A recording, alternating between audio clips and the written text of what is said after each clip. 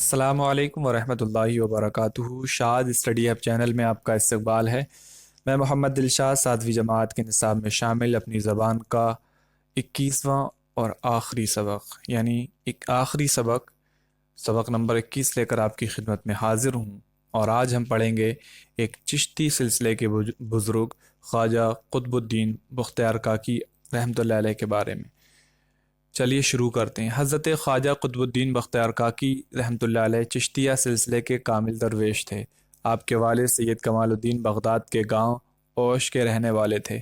ان کی والدہ بڑی نیک خاتون تھیں، دن رات عبادت میں مشغول رہتیں۔ جب کبھی قرآن شریف کی تلاوت فرماتیں تو خواجہ بختیار کاکی رحمۃ اللہ علیہ کو اپنے قریب بٹھا لیتیں۔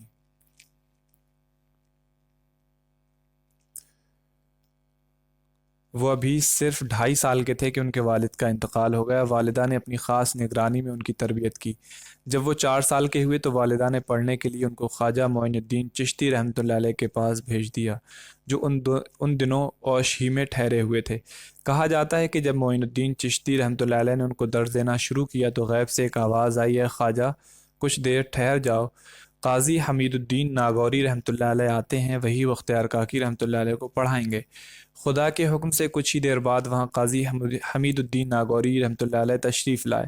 بختیار کاکی رحمۃ اللہ علیہ سے پوچھا، کیا پڑھو گے؟ اس پر بختیار کاکی رحمۃ اللہ علیہ نے قرآن شریف کی ایک آیت پڑھ کر سنائی۔ وہ بختیار کاکی کی زبان سے قرآن شریف کی آیت سن کر حیران رہ گئے کہ 4 برس کا یہ بچہ چھوٹی سی عمر میں اس طرح کی آیت پڑھ سکتا ہے۔ لہٰذا استاد نے پوچھا، تم نے قرآن شریف کس سے پڑھا؟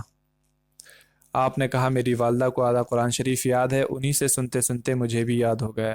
یہ جاننے کے بعد قاضی حمید الدین ناگوری رحمۃ اللہ علیہ نے انہیں بہت جلد باقی قرآن شریف بھی حفظ کرا دیا۔ جب قطب صاحب کی عمر 5 سال کی ہوئی تو والدہ نے ملازم کے ساتھ انہیں محلے کے مکتب میں بھیجا۔ مکتب جاتے ہوئے راستے میں ایک بزرگ ملے اور انہوں نے نوکر سے پوچھا، اس بچے کو کہاں لیے جا رہے ہو؟ نوکر نے کہا کہ محلے کے استاد کے پاس لے جا رہا ہوں۔ تب بزرگ نے کہا کہ بچے کو مدرسہ لے جانے کے بجائے مولانا ابو حفص کے پاس لے جاؤ، وہی اس بچے کو درس دیں گے، اور مولانا کو تاکید فرمائی کہ پوری توجہ سے انہیں پڑھائیے، ان سے بڑے بڑے کام لینے ہیں۔ جب وہ بزرگ چلے گئے تو مولانا نے اس شخص سے فرمایا، تمہیں معلوم ہے یہ کون بزرگ تھے؟ یہ حضرت خضر علیہ السلام تھے، جو خدا کی طرف سے اس خدمت پر مامور کیے گئے تھے۔ یہ بھٹکے ہوئے لوگوں کو صحیح راستہ دکھاتے ہیں۔ تعلیم مکمل ہونے تک بختیار کاکی رحمۃ اللہ علیہ اپنے گاؤں میں ہی رہے۔ جب وہ سن بلوغ کو پہنچ گئے تو وہ تلاش حق کے لیے گھر سے باہر نکلے۔ انہی ایام میں قطب صاحب کو معلوم ہوا کہ حضرت خواجہ معین الدین چشتی رحمۃ اللہ علیہ اصفہان تشریف لائے ہوئے ہیں۔ آپ نے وہاں پہنچ کر ان کی خدمت میں حاضری دی اور بختیار کاکی رحمۃ اللہ علیہ ان کے مرید ہو گئے۔ وہ اپنے مرشد خواجہ معین الدین چشتی رحمۃ اللہ علیہ کے ساتھ مکہ معظمہ پہنچے اور وہاں سے مدینہ منورہ حاضر ہوئے۔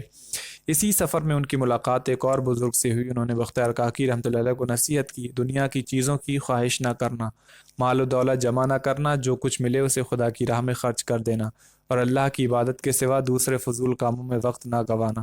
مدینہ منورہ سے واپسی کے بعد وہ اپنے مرشد کے ساتھ بغداد میں رہ کر عبادت کے علاوہ عوام کو نیک کام کرنے کی ہدایت کرنے لگے۔ بچپن ہی سے آپ نیک سیرت اور پاک دل انسان تھے۔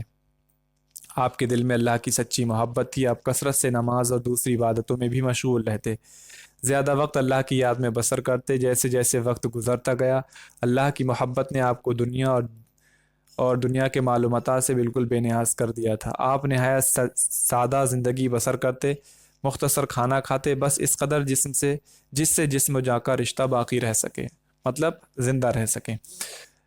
اس سے زیادہ کھانا آپ پسند نہ فرماتے۔ بادشاہ وقت اور شہر کے لوگ ہمیشہ آپ کی خدمت میں بڑے بڑے نذرانے پیش کرتے، مگر آپ ان سب کو غریبوں اور محتاجوں میں تقسیم کر دیتے۔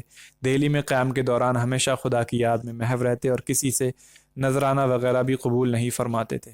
اہل و عیال نہایت تنگی میں دن گزارتے تھے۔ جب کبھی گھر میں کچھ نہ ہوتا تو آپ کی اہلیہ پڑوس میں رہنے والے بقال کی بیوی سے قرض لے کر کام چلاتی تھیں، پیسہ آنے پر اس کا قرض ادا کر دیتی تھیں۔ روایت ہے کہ ایک روز بقال کی بیوی نے طعنہ دیا کہ اگر میں تمہیں قرض نہ دوں تو تمہارے بال بچوں کا پیٹ کیسے بھرے؟ اس کی اس بات سے حضرت کو سخت تکلیف پہنچی۔ آپ نے ارشاد فرمایا کہ آئندہ کسی سے قرض مت لینا، اگر ضرورت پیش آئے تو طاق میں سے کوک لے لیا کرو، اس کے بعد سے ضرورت پڑنے پر طاق سے گرم گرم روٹیاں لے لیا کرتی۔ اسی سبب سے خواجہ قطب الدین بختیار کاکی کہلانے لگے۔ حضرت بختیار کاکی کو جب اپنے مرشد خواجہ اجمیری کے ہندوستان پہنچنے کی اطلاع ملی تو وہ بھی ہندوستان کے لیے روانہ ہو گئے۔ کچھ دن ملتان میں رہنے کے بعد پھر دہلی آ گئے۔ بادشاہ شمس الدین التمش ان کی بہت عزت کرتا تھا۔ اسے جب یہ معلوم ہوا کہ حضرت بختیار کاکی دہلی تشریف لا رہے ہیں تو وہ شہر سے باہر جا کر ان سے خود ملا اور بڑی عزت و محبت سے پیش آیا۔ بادشاہ بختیار کاکی کے پاس ہفتے میں 2 بار حاضری دیتا۔ عوام و خواص سب آپ سے عقیدت رکھتے۔ آپ کے دربار میں سب کو یکساں مقام حاصل تھا اور سبھی لوگ آپ کے گرویدہ تھے، یعنی عاشق تھے۔ دہلی پہنچنے کے بعد آپ نے مرشد خواجہ اجمیری کو خط لکھا اور اجمیر آنے کی اجازت چاہی، لیکن مرشد نے انہیں دہلی ہی میں ٹھہرنے کا مشورہ دیا تاکہ وہاں لوگوں کی خدمت کر سکیں۔ ایک دفعہ حضرت خواجہ اجمیری کسی وجہ سے دہلی تشریف لائے تو انہوں نے بختیار کاکی کو اپنے ہمراہ لے جانا چاہا۔ یہ خبر سنتے ہی پورے شہر کے لوگ اور بادشاہ بھی حضرت خواجہ اجمیری کے پاس آئے اور ان سے گزارش کی کہ حضرت بختیار کاکی کو اجمیر نہ لے جائیں۔ حضرت خواجہ اجمیری نے لوگوں کی جب یہ حالت دیکھی تو فرمایا، بابا قطب تم دہلی ہی میں رہو، تمہارے دہلی چھوڑنے سے یہ سب لوگ رنجیدہ ہو جائیں گے اور میں نہیں چاہتا کہ تم ان کے دلوں کو دکھاؤ۔ آپ کی وفات 1237 میں ہوئی۔ آپ کا مزار مہرولی دہلی میں ہے جہاں دن رات لوگوں کا ہجوم رہتا ہے اور آپ کی بزرگی کا فیض جاری ہے۔ یہاں الفاظ معنی دیکھ لیں۔ کامل کا معنی ہوتا ہے پورا بڑا، درویش کا معنی ہوتا ہے فقیر، خدا سے قریب شخص، خدا رسیدہ یا پھر بزرگ۔ آیت کا معنی علامت، نشانی، قرآن شریف کا ایک مکمل جملہ۔ حفظ کرنا، زبانی یاد کرنا۔ معمور کا معنی ہوتا ہے مقرر۔ مرید کا معنی کسی بزرگ کی ہدایت پر چلنے والا، عہد کرنے والا، عقیدت مند۔ مرشد کا معنی ہوتا ہے پیر، ہدایت کرنے والا، نیک راہ بتانے والا۔ نذرانے، یہ نذرانہ کی جمع ہے، احترام کے ساتھ کسی کو دیا جانے والا تحفہ یا رقم۔ محو ہونا، گم ہونا، کچھ خبر نہ ہونا۔ اہلیہ کا معنی ہے بیوی۔ بقال کا معنی ہے بنیا، پرچون فروش۔ تانا، طنز کرنا۔ کوک یعنی روغنی روٹی۔ طاق کا معنی ہے محراب، سامان رکھنے کے لیے دیوار میں بنی ہوئی وہ جگہ جس جگہ پر چراغ یا چھوٹا موٹا سامان رکھا جاتا ہے۔ عقیدت، یقین، گہرا دلی لگاؤ۔ سرشار، بے خود مست۔ غلبہ، چھا جانا، فیض، فائدہ، نفع۔ سوچئے اور بتائیے حضرت خواجہ قطب الدین بختیار کاکی کا تعلق کس سلسلے سے تھا؟ آپ کا تعلق چشتیہ سلسلے سے تھا۔ خواجہ قطب الدین بختیار کاکی کی تربیت کس کی نگرانی میں ہوئی؟ سوال نمبر 2 کا جواب ہوگا کہ خواجہ قطب الدین بختیار کاکی کی تربیت ان کی والدہ کی خاص نگرانی میں ہوئی۔ سوال نمبر 3، قاضی حمید الدین ناگوری خواجہ بختیار کاکی کی کس بات پر حیران ہوئے؟ اس کا جواب ہوگا قاضی حمید الدین خواجہ بختیار کاکی کی اس بات پر حیران ہوئے جو انہوں نے قرآن پاک کی آیت تلاوت کی اور انہوں نے بتایا کہ میری والدہ قرآن کی تلاوت کیا کرتی تھی تو مجھے بھی یہ یاد ہو گیا۔ سوال نمبر 4، سفر کے دوران ایک بزرگ نے خواجہ بختیار کاکی کو کیا نصیحت کی؟ سوال نمبر 4 کا جواب ہے انہوں نے نصیحت کی دنیا کی چیزوں کی خواہش نہ کرنا، مال و دولت جمع نہ کرنا، جو کچھ ملے اسے خدا کی راہ میں خرچ کر دینا اور اللہ کی عبادت کے سوا دوسرے فضول کاموں میں وقت نہ گوانا۔ سوال نمبر 5، حضرت خضر نے مولانا ابو حفص کو کیا تاکید فرمائی؟ سوال نمبر 5 کا جواب ہے انہوں نے مولانا ابو حفص کو تاکید فرمائی کہ پوری توجہ سے انہیں پڑھائیے، ان سے بڑے بڑے کام لینے ہیں۔ سوال نمبر 6، خواجہ قطب الدین بختیار کو کاکی کیوں کہا جاتا ہے؟ سوال نمبر 6،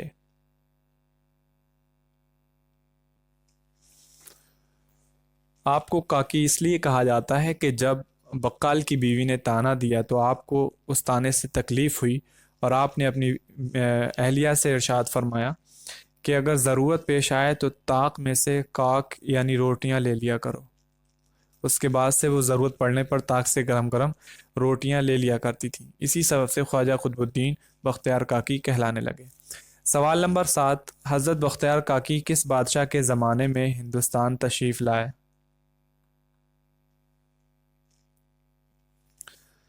سوال نمبر 7 کا جواب ہوگا بادشاہ شمس الدین التمش کے دور میں وہ ہندوستان تشریف لائے۔ سوال نمبر 8، حضرت بختیار کاکی خواجہ معین الدین کے ساتھ اجمیر کیوں نہیں گئے؟ اب یہاں 2 دفعہ ساتھ کیوں نہیں گئے؟ اس لیے کہ جب خواجہ صاحب انہیں اپنے ساتھ اجمیر لے جانا چاہتے تھے تو یہ خبر سنتے ہی پورے شہر کے لوگ اور بادشاہ بھی حضرت خواجہ اجمیری کے پاس آئے اور ان سے گزارش کی کہ حضرت بختیار کاکی رحمۃ اللہ علیہ کو اجمیر نہ لے جائیں۔ تو حضرت خواجہ اجمیری نے لوگوں کی جب یہ حالت دیکھی تو فرمایا بابا قطب تم دہلی میں رہو، تمہارے دہلی چھوڑنے سے یہ سب لوگ رنجیدہ ہو جائیں گے اور میں نہیں چاہتا کہ تم ان کے دلوں کو دکھاؤ۔ سوال نمبر 9، بختیار کاکی کا مزار دہلی میں کہاں واقع ہے؟ ان کا مزار مہرولی میں ہے، یعنی دہلی میں مہرولی میں واقع ہے۔ اب دوسرے مشق دیکھ لیں ہم، واحد جمع الگ الگ کر کے لکھیے۔ تو اس میں آپ کو کیا کرنا ہے، جو واحد ہو اس کو ایک کالم بنا لیں، آپ اس میں لکھتے جائیں، اور جو جمع ہے تو اس کو اس میں اس طریقے سے اس کے نیچے لکھتے جائیں، کالم میں لکھتے جائیں آپ۔ تو خاتون واحد ہے، مکتب واحد، بزرگ واحد، خواہش واحد، شعر واحد اور محفل واحد۔ باقی جن پر ٹک نہیں کیا وہ کیا ہیں؟ جمع ہیں۔ ان لفظوں کو جملوں میں استعمال کیجیے: درویش، نگرانی، حفظ، معمور، نصیحت، خوشبو۔ صحیح جملے پر صحیح اور غلط جملے پر غلط کا نشان لگائیے۔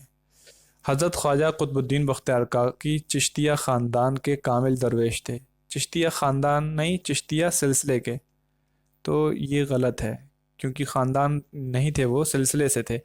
ان کی بزرگی کی شہرت صرف بغداد میں تھی، نہیں، یہ بھی غلط ہے۔ خواجہ معین الدین چشتی اصفہان تشریف نہیں لے گئے، یہ بھی غلط، لے گئے تھے۔ بچپن ہی سے آپ نیک سیرت اور پاک دل انسان تھے۔ پورے شہر کے لوگ اور خود بادشاہ بھی حضرت خواجہ اجمیری کے پاس آئے، ان سے گزارش کی کہ ان کو اجمیر لے جائیں، یہ بھی کیا ہے؟ غلط ہے، انہوں نے نہ لے جانے کی درخواست کی۔ اب دیکھیں عملی کام۔ خواجہ قطب الدین بختیار کاکی کی زندگی سے متعلق کسی واقعے کو اپنی زبان میں لکھیے۔ کوئی بھی واقعہ آپ لے لیں، چاہے ان کا ابتدائی دور کا ہو یا پھر بعد میں کیا بولتے ہیں ان کا جو خواجہ صاحب سے ملاقات کا ہے وہ لے لیں۔ غور کرنے کی بات ہے، کیا بات ہے؟ کہ ہندوستان میں باہر سے کئی اللہ والے تشریف لائے، خواجہ بختیار کاکی بھی انہی میں سے ایک ہیں۔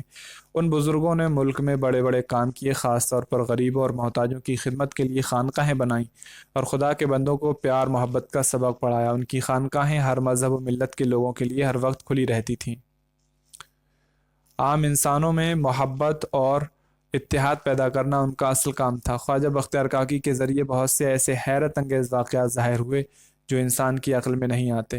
ایسے واقعات کو جو انسان کی عقل میں نہ آتے ہوں کرامت کہتے ہیں۔ اگر ایسے کام وہ اللہ کے ولیوں سے ہوں تو کرامت کہتے ہیں، اور اگر کسی نبی یا رسول سے ہوں تو اسے معجزہ کہتے ہیں۔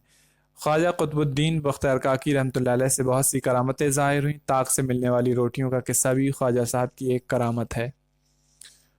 امید ہے کہ یہ سبق آپ کو سمجھ میں آ گیا ہوگا، اور کسی بھی طرح کی کوئی دقت پیش آتی ہے تو آپ کمنٹ باکس میں ضرور پوچھیں۔ اگر آپ نے ہمارے ابھی تک پچھلے ویڈیوز نہیں دیکھے ہیں تو آپ کو ڈسکرپشن میں ویڈیوز کے لنک مل جائیں گے، آپ پلے لسٹ میں جا کر ان ویڈیوز کو دیکھ کر فائدہ اٹھا سکتے ہیں، دوسروں کو شیئر بھی کر سکتے ہیں۔ اور یہاں یہ 7ویں جماعت کی جو کتاب تھی اپنی زبان، اس کا یہ سبق مکمل ہوا، آخری سبق۔ اب ہم شروع کریں گے 7ویں جماعت میں جو معاون اردو کی حیثیت سے کتاب پڑھائی جاتی ہے، اردو گلدستہ، وہ ہم شروع کریں گے انشاءاللہ۔ امید ہے کہ آپ اپنا خیال رکھیں گے۔ ملتے ہیں آپ سے اگلی ویڈیو میں۔ اللہ حافظ۔